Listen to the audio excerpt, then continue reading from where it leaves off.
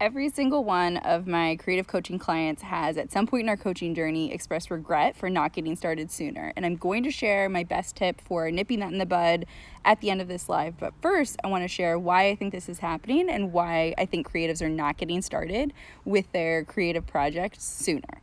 So the things that are really important when you are starting something new are having presence, practicing presence, allowing all emotions, and staying focused on the end goal. And one of those three or all of those are why people, creatives, are not getting started sooner on their projects, on the things that they really want to do. Because we think that we're going to feel a certain way either along the way, and then we don't, and so then we give up because it's like, well, this doesn't feel fun anymore, this doesn't feel exciting, this doesn't feel how I thought it was going to feel, and so they give up. Like, it's not fun, it's not exciting, it isn't fulfilling what they thought it was going to fulfill, so they give up. So if you're able to allow any emotion and stay present in the moment and stay focused on the end goal, that's no longer a problem. You can create the feeling of excitement. You can create the feeling of having a good time, of enjoyment, of fulfillment. You can create that for yourself when you're focused on the thing that you really want to do, when you're focused on the end goal versus these fleeting emotions that are inevitably going to come up. There's so many days in my creative journey, my dog might bark in just a second, in my creative journey, in my business journey, there's so many days I don't want to do any of it. It's not because I don't love the work. It's not because I don't love being creative. It's not because I don't love the things that I'm doing. It's because we all have human emotions.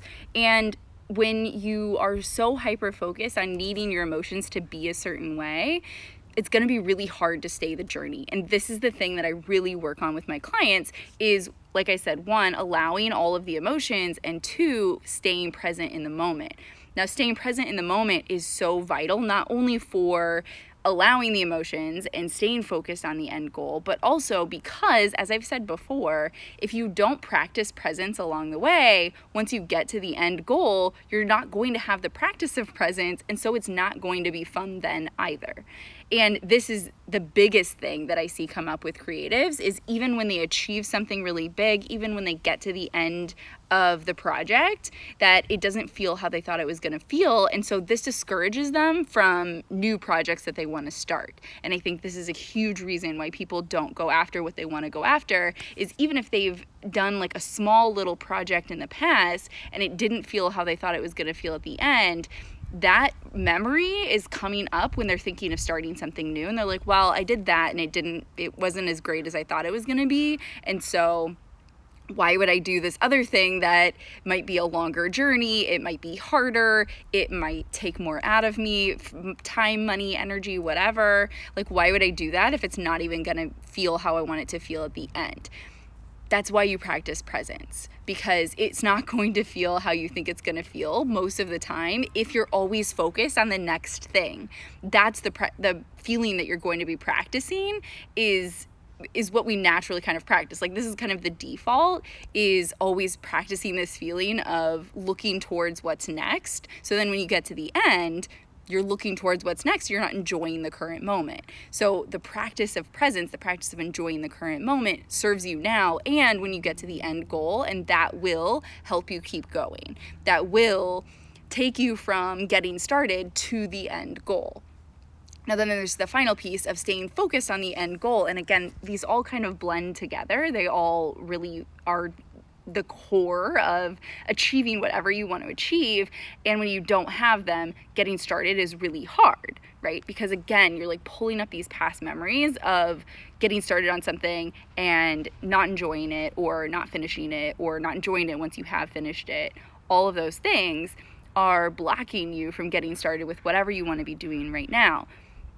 Staying focused on the end goal is staying committed to it. It's staying committed to the thing that you want to achieve, and not how the path is going to look, not how the path is going to feel, not how long it's going to take, not what sorts of things you're going to have to do to get there. It's what is the thing that I want. That's what I'm focused on. That's what I'm always stepping into. That's the identity I'm stepping into. That's the energy I'm stepping into.